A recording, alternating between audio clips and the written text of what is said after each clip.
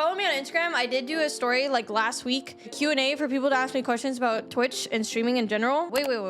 We just have to pause the video really quick. I know some people, if they've made it this far in the video, they're probably wondering, who the heck is this chick that I'm listening to? Who am I? There's been over 7 million streamers that have gone live, click that live button in December alone. I've been streaming since 2017. I am a Twitch partner.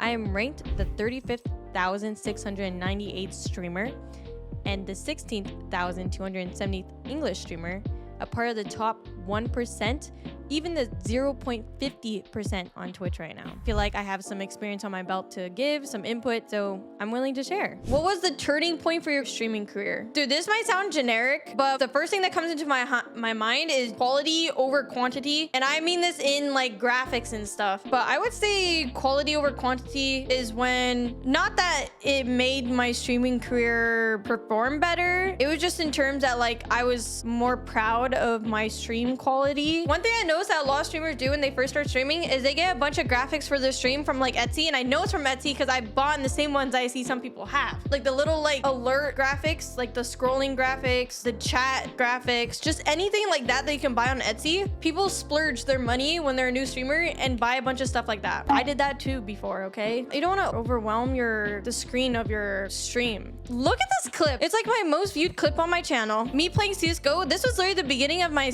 like streaming career. I started playing CSGO on stream. That was the first thing I ever did. And that was my webcam. It was literally just a hand cam. It was really blurry. Do you see my face cam? Do you see what I mean? This is what I mean by clutter. You can't even tell what I look like. You can just see that I'm a girl with really high contrast with eyebrows, hair. If I just had better lighting, it would have looked way better. I think the best thing you can probably invest in streaming, or that can really improve your stream quality, is lighting. This is an expensive camera. It's still good quality, but now I look like I'm using a webcam. I think that was probably my most pivotal moment in stream, is when I got comfortable with face cam, which took me years, and using a light. Good lighting. That's literally it. Good lighting. Having an expensive mic means nothing if you don't know how to use software for it. Exactly. I had a Blue Yeti for like many years, and Blue Yetis are like literally notorious for having to use software with them. What alternate ways can you make money as a streamer besides subs and donos? I wish I practiced this better. I wish ad revenue and subscription revenue is actually the worst way to rely on making money on social media. I'm still learning my lesson. You have to do like brand sponsors, monetizing other social medias, like digital marketing. Don't rely on money from other people, like from your community, because they're just like, they're part of your community. Might as well go yoink some money from the billionaires. You know, I was actually recently watching a video about that. This one girl is a cozy gamer. She has a blog where she writes and it's advertised. She has a YouTube channel, and then digital marketing is what made the biggest difference for her. Use other social media to your advantage. When I started streaming, I started with like 1 viewer, and then it took me months to get to 7. Then it took me more months to get to 20. It took me like 2 years. As much as this is gonna suck though, you do have to stick to that one game that is getting you those partnership viewers, and don't pivot. Like if you're trying to grind for partner, you're gonna have to grind for those like 3 months to keep that number before you apply. When I got partner on Twitch, I was playing Warframe, and I literally went from CSGO to Fortnite to Apex Legends. And in the moment when Apex Legend, like I was doing well on Apex Legend, but I just couldn't keep the numbers up to get partner, I was playing Warframe. And for some reason, in an unsaturated category, I was one of the top Warframe streamers. So I just stuck with it for like 3 months straight, and that's how I got partner. I don't know if I recommend an unsaturated category. That's just the way that I got partner, but it wasn't even like intentional. I would just stick to the game that gives you the numbers and get partner that way. And I recommend doing it for like 3 months minimum. A lot of the time, people grind for a month to get partner. They apply for partner. Once they get that requirement checked off and they can apply, they instantly apply and they get rejected probably 3 times. How do you get started when you have bad anxiety? Brother, I had bad anxiety. Doing face cam was the worst thing I ever never wanted to do, but I knew I had to. And now I never want to go back on not doing face cam. It definitely is just an exposure therapy over time. But as much as it sucks that you have to do that, first I would just ask yourself if you're comfortable for change and if you're ready to change, because that's the first thing. If you're not in that mentality, then you're not in the mentality to face your anxiety. You can do test streams. You don't even have to go live on Twitch. There's test streams where you can just stream on a private server or stream in Discord with a friend. Slowly build the resistance to anxiety and then start streaming. What do you think about multi-streaming? I don't think it's fun. I'm probably not the best person to ask. It's probably beneficial, especially if you have a followage on another platform. It's probably good to multi-stream on that platform and then advertise those viewers to come to your Twitch, because then they get the full experience. Because I think the short form streaming is obviously they don't get the full picture of like my whole background. They don't get the full picture of like my game. So I would just be like, you know what? Like you guys should come to my Twitch because that's where you get the full experience. What are ways to help me grow as a streamer? Utilizing other platforms for sure. And advertise your stream and content to your friends and family. No, I watched Ludwig's video. He said like 80% of other streamers literally take ideas from other streamers. And it's just yoink and twist. Yeah, stream etiquette is a whole other thing. Maybe it's because I was like shy when I first started streaming that the stream etiquette kind of came to me naturally. I feel like that's one thing smaller streamers struggle with is stream etiquette, especially if they're trying to collab with other streamers. Don't be open mic. Don't self-promo in their community. There's like certain topics that like streamers don't like discussing on stream because it's not a place for those topics. It's like they want to keep it gaming. Isn't stream etiquette just IRL etiquette? You would think so, but it's like, don't be weird. Make sure you can read the room, as in Discord call or game chat. Funny thing is being cringe attracts people.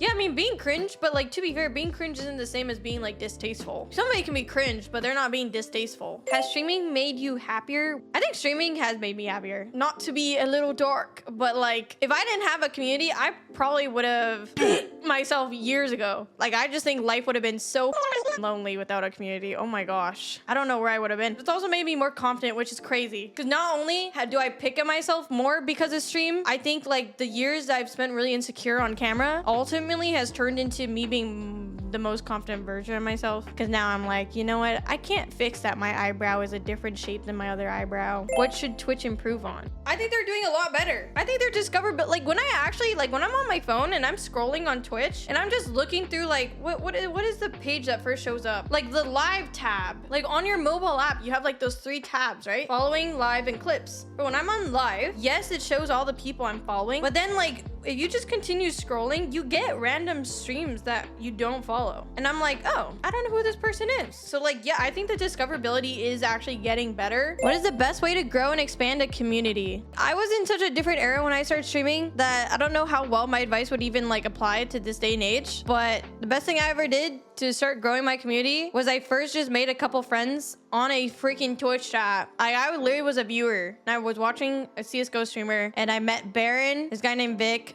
Blazing Tiger. They were my first like 3 friends on Twitch. And then I started streaming and they were my first 3 viewers. And then bro, bouncing from 0 views to 3 viewers puts you really high up actually in the discoverability or in the live tab. So that was like the first thing. That's how I started on Twitch, and it probably like boosted me because I didn't do Facecam way back then. I didn't have a Discord. I didn't have social media. I was just watching Twitch. How drastically different is streaming now from when you started? I miss what streaming used to be like. It makes me kind of sad that there is so much more pressure with the new content creation this day and age than it used to be, because everybody wants to be a content creator. Like a lot of people are getting into it for the wrong reasons, and like any other thing, like majority of the time when you hear news, you hear the negative news. When you see something online, it's something bad. The reviews that stick out are the negative reviews. So the content that sticks out is the bad content.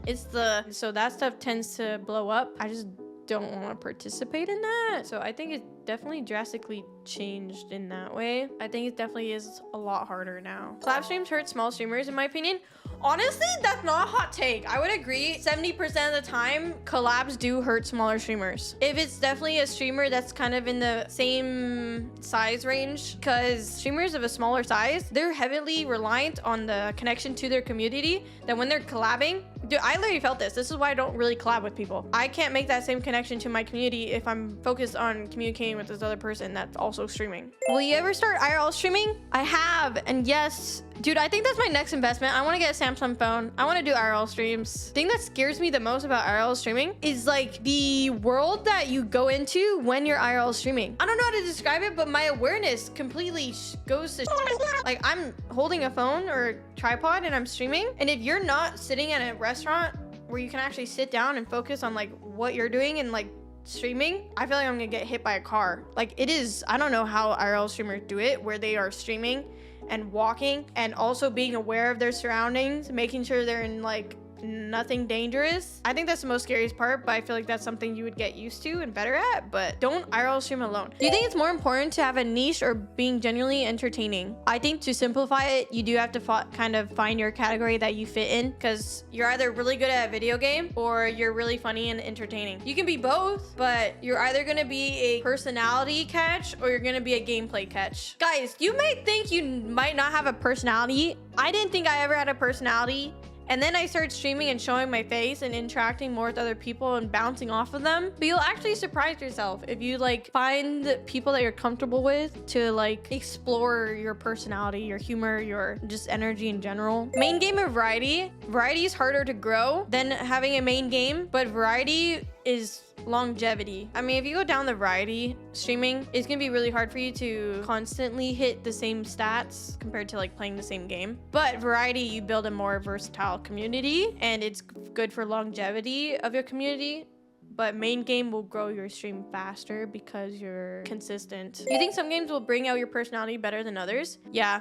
Games that you actually genuinely enjoy playing. My personality is either going to overanalyzing plays or mauling at people being dumb. You know, if you overanalyze, you know, there's a type of commentary that some content creators do that they commentary over their decision making. And a lot of people eat that up, especially in League of Legends or games that involves like a normal viewer looking at a game like League of Legends gonna be like, what the hell am I watching? Why did he just do that? What is going on? And then if they watch somebody that's explaining their thought process, use your own strengths to your advantage. And it may not come natural at first, but they're just habits that you build over time. Did streaming improve your people skills? I definitely think streaming has made me better with IRL people interaction, but has it made me probably less acceptable in society being outside? Yes. Do I randomly say a bunch of Twitch emotes out loud and confuse people? Yes. The ability to be my genuine self on stream and be weird has made me do that more IRL when I probably shouldn't? Yes. It kind of seems like the floodgates are not there anymore to keep the weirdness in when I am out in person. I'm cringe, but I am free.